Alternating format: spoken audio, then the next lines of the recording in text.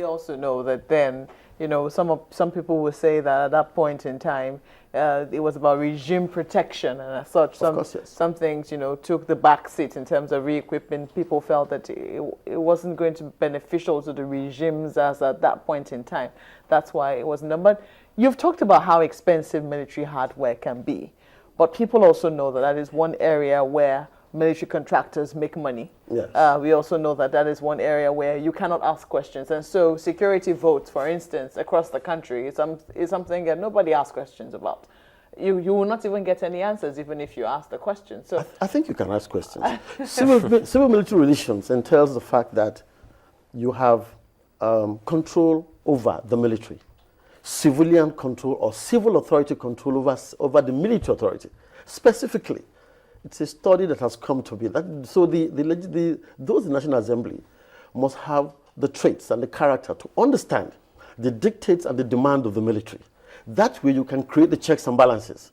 If somebody comes and said that a Manta-class patrol vessel, for example, will cost $50 million, I think you can come back and tell him, you better check your facts again, I've just found out. There are many sources in which you could check and recheck the prices or the cost of providing for the military.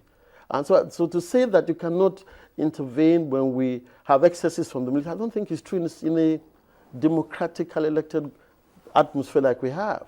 There are checks and balances that can be created. And that is why we have civil military relations. The legislature must understand what it takes to run the military. The military must open up its books for oversight functions so that you can create that balance of confidence on both parties.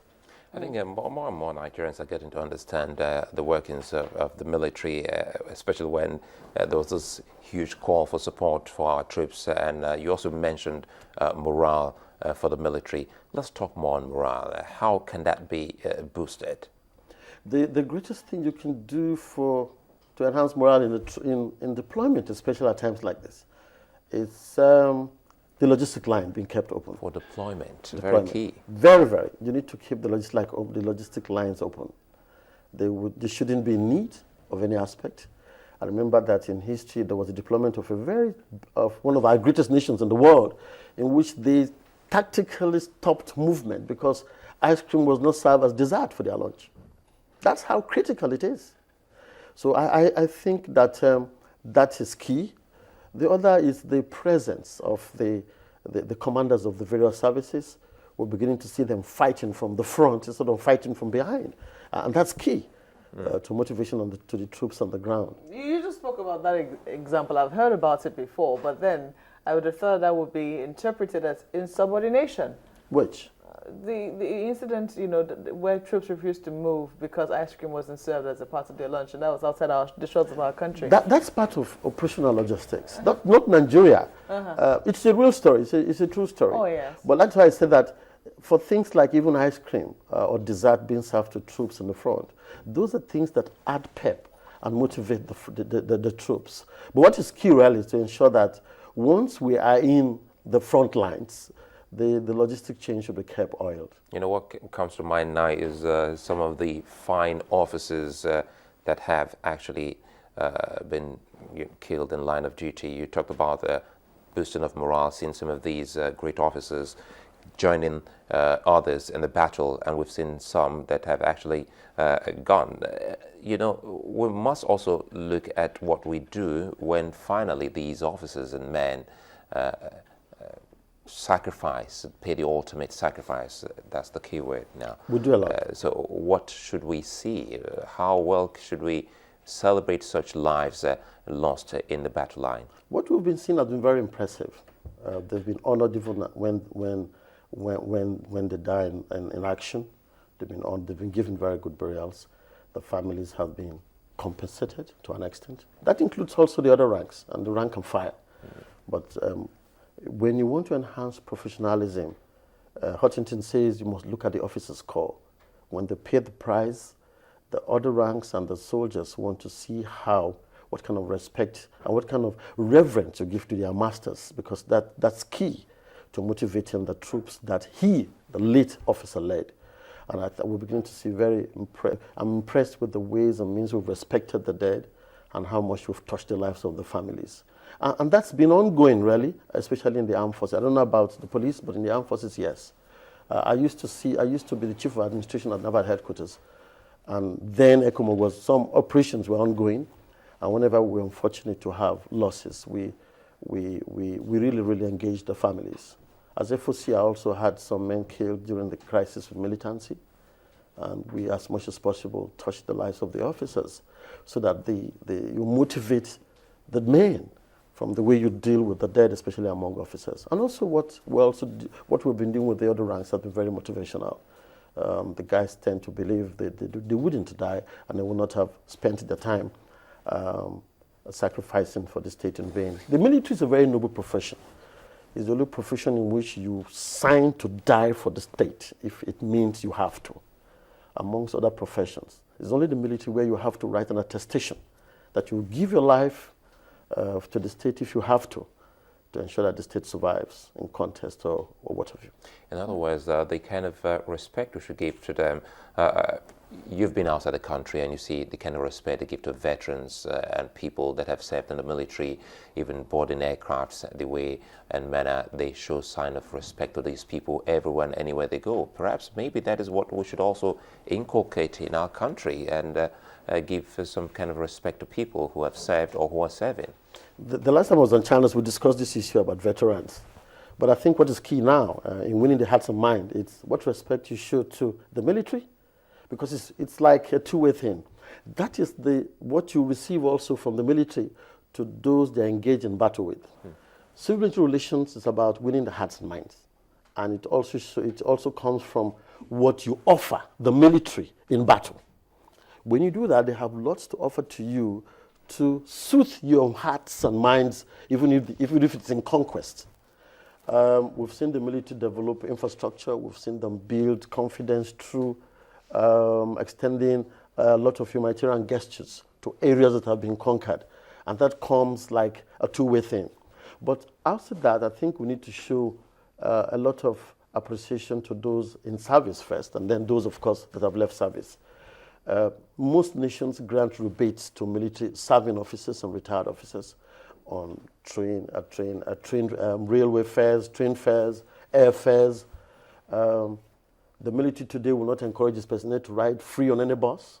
But if you offer and say, hey, look, you're offering a very great service to the country, why not? These are gestures that go a long way to motivate the troops. It's a two-way thing.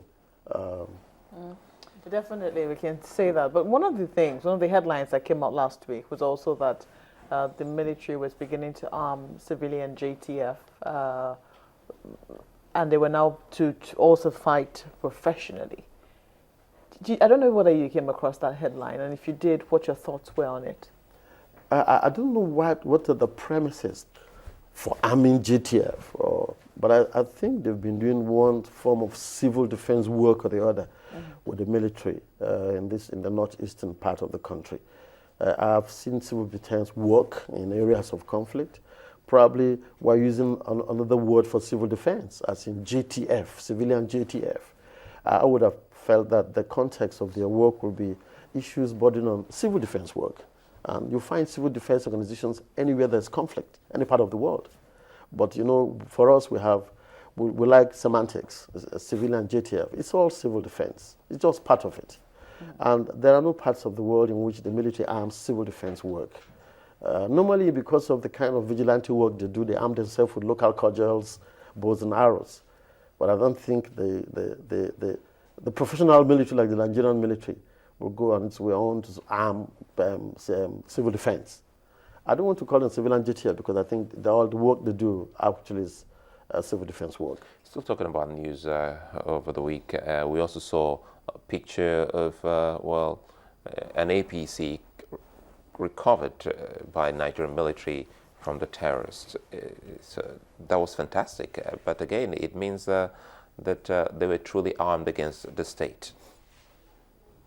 Amazing too. It comes, let's look at intelligence, which we know we can't go so deep into it. But again, can we cut off some of these supplies? You were talking about supplies. Possible. The military as well can also strategize and cut off supplies from these people. Perhaps that's why they're all begging to surrender. Possible. And beg for mercy. Possible.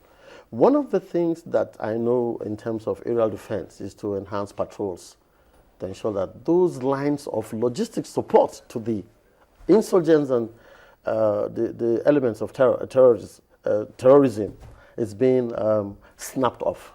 Because if you do that, you tend to put out the fire and the trend to enhance insurgency. Most of the aircraft, the Air Force patrols, very expensive patrols. I am also impressed with the enhanced patrols they've had. If you have an Alpha jet in the air for 1 hour, you're looking at about payload plus cost close to $20,000 to $30,000. So each time you put an Alpha jet out, apart from fuel cost of fuel of about just $2,500, the payload itself, which might have to be expended, costs between $20,000 to $30,000. If you put on the Charlie 130 for patrols itself, you need about 33,000 liters of Jet Air 1. It's very expensive, it's daring, and they're like putting patrols here and there always. And that in itself gives you a total picture of the battlefield. You can see where excesses have been and impunity have been prevailed by the insurgents. You can see if their logistic lines are still open. And of course, you know what to do if you're on patrols and you find such logistic excesses being pervaded by the insurgents. One closing word from you, Admiral Akpan, to the troop and the military. In my work as a consultant, I've been privileged to work in my constituency once or twice. In the last 1 month, I've been around the creeks from Badagry to Eket, doing some survey with some clients. It's my constituency. It's my first constituency.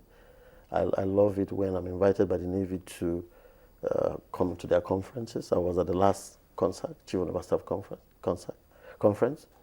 I also attend the conferences of the Army and the Air Force because it just keeps you going and you add value to the various strategic papers and strategic planning. I want to encourage especially members of the legislature to attend these conferences because that is where you can build capacity.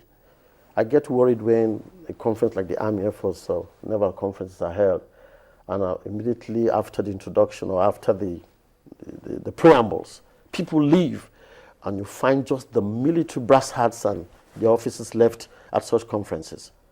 In a country where we're in dire need of civil-military relations, I think that is where to learn the ropes because everything will be discussed and strategies will be planned, communiques will be arrived at, the way forward for the military will be.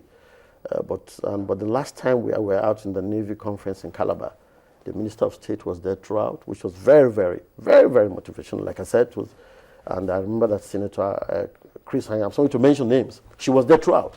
And that's the headship in terms of she's the chairman of the Committee of the Navy in the Senate. In the Senate. You need to see more, we need to have more of that. That way those issues of oversight and those issues of having doubts of what it costs. Can better be understood. Can better be. Admiral Francis Akpan, would like to thank you so very much. Sometimes I don't like to put the retired. You don't seem retired. You're still very much busy, but you're retired. 7 years of retirement. Well, anyway, thanks for coming on the program this morning. Our Sunrise Daily takes a moment now, and we'll return shortly. Join us again.